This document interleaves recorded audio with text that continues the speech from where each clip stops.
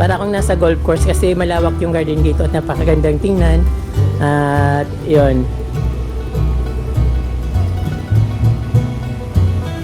Ang sarap pa ng panahon kasi mahangin. Parang sumasayaw-sayaw yung mga halaman sa lakas ng hangin. So, syempre nalalamog din sila kasi masyadong sobra yung hangin.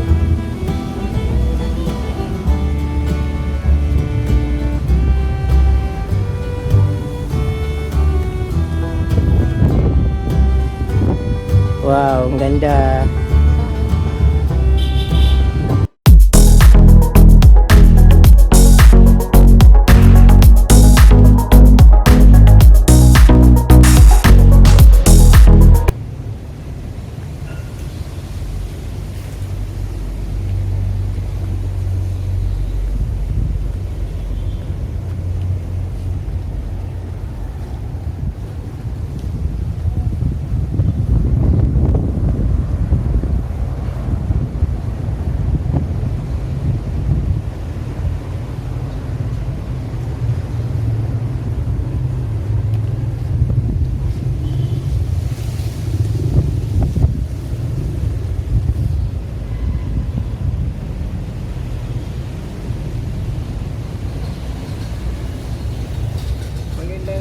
Sa inyo mga kapromdi, tag-ulan na naman kaya ang mga damo sa mga halaman o sa garden ay nagsisilabasan na naman. But kung bago lang po kayo kapromdi sa akin channel, huwag niyo pong kalimutan mag-subscribe at i-share po yung video at syempre don't forget to touch the notification bell para updated po kayo sa akin mga bagong post. Ayan kapromdi, so ngayon po tag-ulan ay siyempre yung mga wild na grass nagtutubuan na naman sa mga damo.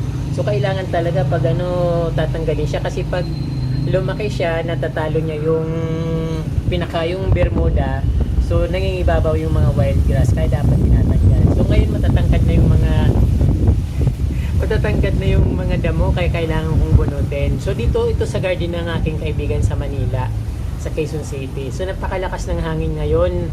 Ang sarap gardening kasi hindi masyadong mainit at siyempre yung hangin medyo presko kasi dahil sa lakas nawawala yung pollution. So parang napupush lang kung saan napupunta.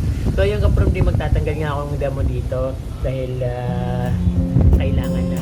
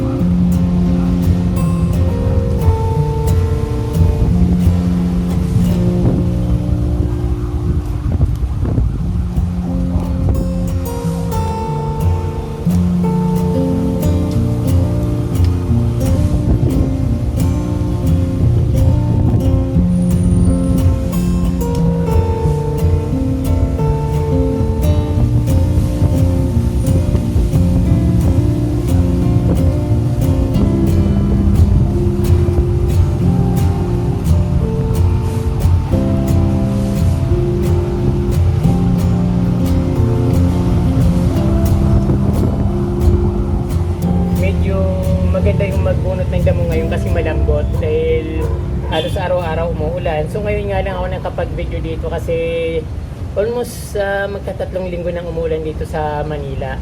Kaya yung mga halaman yumayabong na rin at siyempre yung mga damo yumayabong na rin. At siyempre yung yung At tinimingan ko na medyo uminit-init para maganda magbunot ng mga yung damo na ligaw. Kasi malambot siya ngayon. Kaya ito, mapapalaban ako sa bubunot ng damo. So hindi naman ito kalawakan kasi garden naman ito. Malaking garden dito pero hindi naman lahat tinubuan ng damo. Kaya mas madaling bunutin.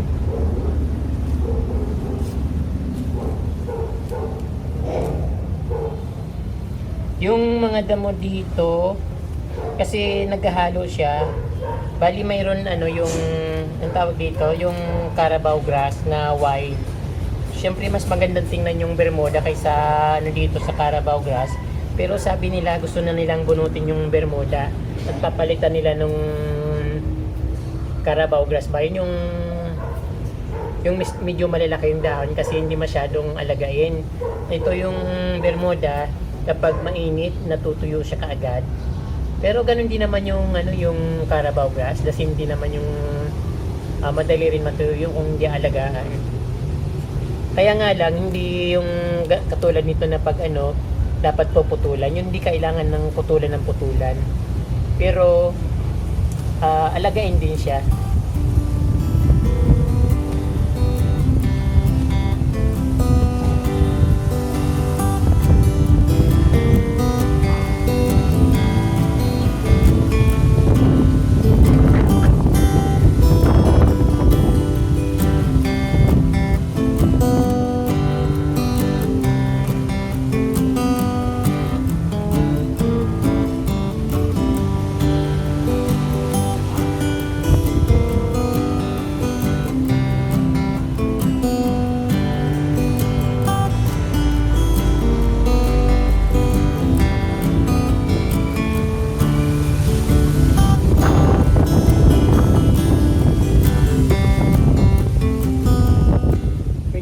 Marami-rami pa yung tatanggalin ko na damo.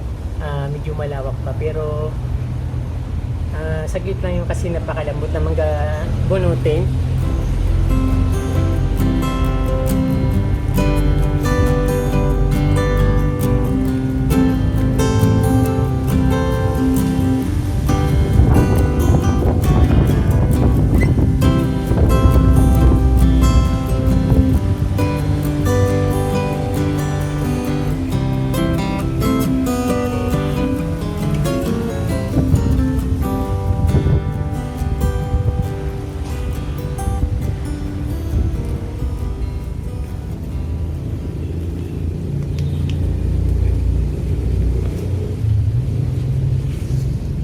Ito mga kapamilya, yung tinanim ko na mayana dito, siguro mga na to, mga 5 buwan na ito. Kasi nung umuwi ako ng Bicol, siguro mga ako dito noon, mga 3 months. Then bago ako umuwi, tinanim ko siya. Then kasama yung friend ko pag uwi ng Bicol. Then medyo mahigit 1 buwan kami doon. Siguro mga mga 5 months na itong Ngayon lang ito gumanda kasi 'di ba yung dumaan yung summer na napakainit. Ngayon medyo palagi nang maulan kaya medyo yumayabong na at gumaganda na siya. So namumulaklak na nga siya. Dapat tinatanggal yung bulaklak para magsanga-sanga. Ayan. Tapos nagtanim din ako dito, maliit. Mahirap talaga buhayin ng halaman dito sa Manila.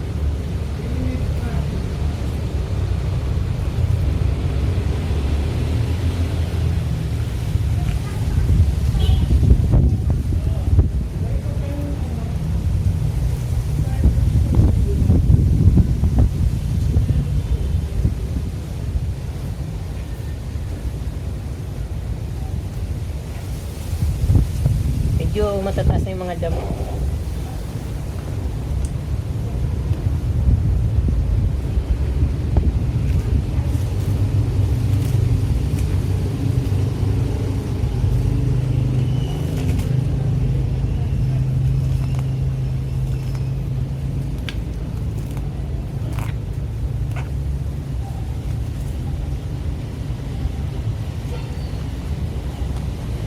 Ito yung sa amin, lagi akong dinadalang ganito ng yung kapitbahay namin. So namumulaklak siya ng kulay purple. Dito kasi parang niligaw na damo lang ito. Pero sabi niyang mahal-mahal daw nito. So binunod ko nga kasi parang hindi naman maganda ito. at kung saan saan tumutubo. Yung bulaklakan nito one day lang. Ang kulay niya ganito rin yung kulay niya, parang maroon. Tapos ayun ay yung forma ng bulaklak niya ay parang anthurium, pero hindi ganun kaganda. Marami dito, mga parang damo-damo na lang ito dito.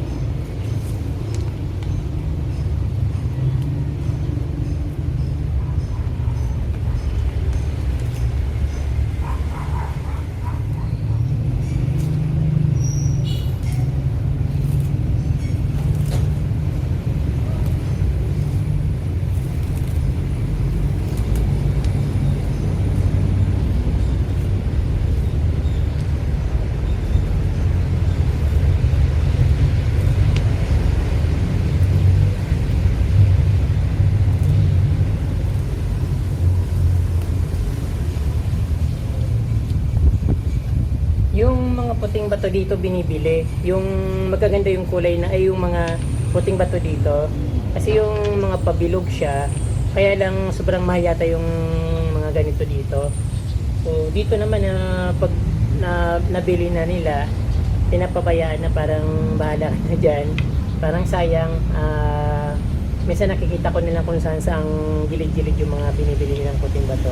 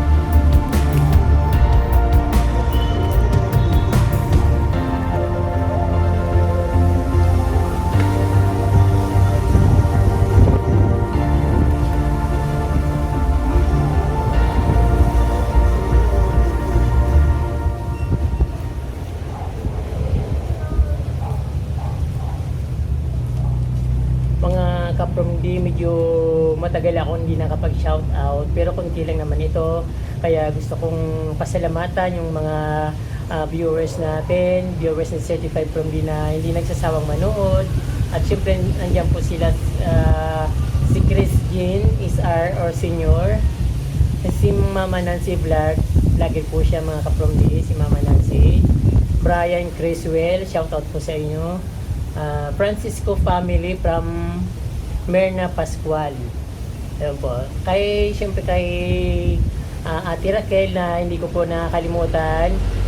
Dito po sa Veterans Village si Ate Raquel Malilin at ang kanyang kagalang-galang na asawa na si Butch Malilin na barangay kagawad po dito sa Veterans Village. Dito po sa Quezon City. Hello po Ma'am Ate Raquel at kay Kuya Butch Malilin ng Veterans Village, Quezon City. At siyempre po ilo na rin po kay Ma'am Raquel dyan sa Balakbak, Baguio City po. Maraming po salamat po Ma'am Raquel. At siyempre po kapromdi kay Donnie, wala siyang apelyido, basta Donnie lang. At kay Mary Ann Pascual of Gumaca, Quezon, pasensya na po, medyo natagalan yung pag-shoutout ko. At siyempre kay Dex Pomeda, kay Ma'am, shoutout po kay Ma'am Imelda Cankin of Bulacan, Bulacan. At kay Ma'am Kasyana Udang of Iligan City sa Mindanao. Shoutout din po kay Ma'am Prosi Bostelios and Aliyah Bostelios. Si Aliyah Bostelios po ay birthday niya. Nag-celebrate po siya ng birthday noong July 25. Pasensya na po masyado nang matagal. At belated happy birthday po kay Aliyah Bostelios. Anak po ni Ma'am Prosi Bostelios. Ayan po. Belated happy birthday po. At kay shoutout po kay Maricho Gomez at kay Sir Manny Castillo. Maraming salamat po sa inyong panunood at pagsusubaybay sa aking munting vlog. At sana po na-enjoy po nyo lahat yung mga pinapakita ko na gardening at siyempre yung pag-travel ko kung saan-saan. Maraming pong salamat sa inyong walang sawang panonood ng aking mga videos. Ayan po. So ito kapromdi yung dala ko na na bulb na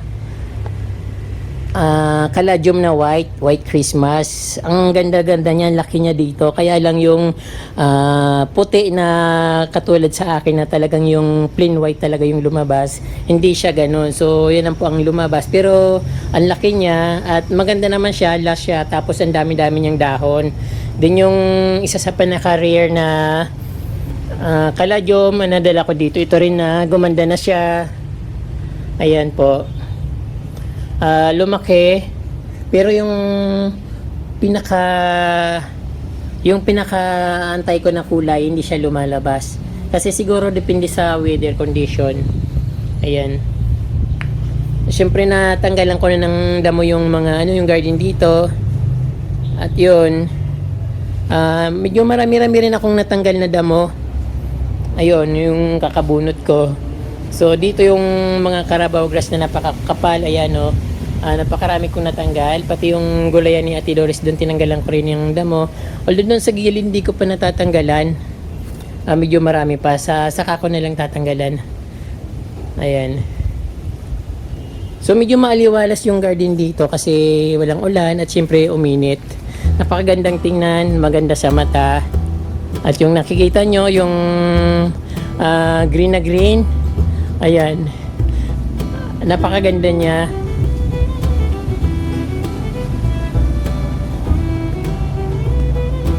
Walang edit yan kapromde, talagang ganyan yung kulay niya, maganda.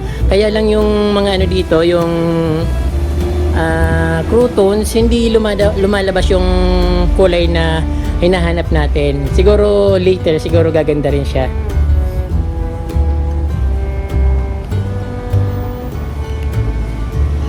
Yung dito, si Pris na ginawang Christmas tree, and ang ganda-ganda na niya. So siguro bago Christmas, isang gupitan pa ito kasi na ngayon, August na. August, September, October, malapit na yung Christmas. So siguro gugupitan pa ito ng isang beses, then ayun, Pasko na. Ready to lightning na. So yan dito kapromdi yung garden. Hindi ko pa natapos yung pagbubunot ng mga damo. Medyo konti na lang din naman yung tatanggalan ko ng damo. Para akong nasa golf course kasi malawak yung garden dito at napakagandang tingnan. At yun, ang sarap pa ng panahon kasi mahangin. parang sumasayaw-sayaw yung mga halaman sa lakas ng hangin. So, syempre nalalamog din sila kasi masyadong sobra yung hangin.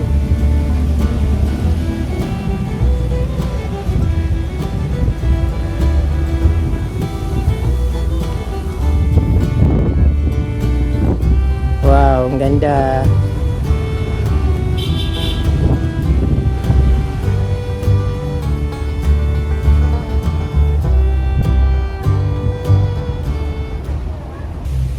Ayan po mga ka-From D, maraming po salamat sa inyong panonood. Naway mag-subscribe kayo at pindutin po yung notification bell para updated po kayo sa mga bago kong post na video. Maraming pong salamat ka-From D. Diyos mabalos.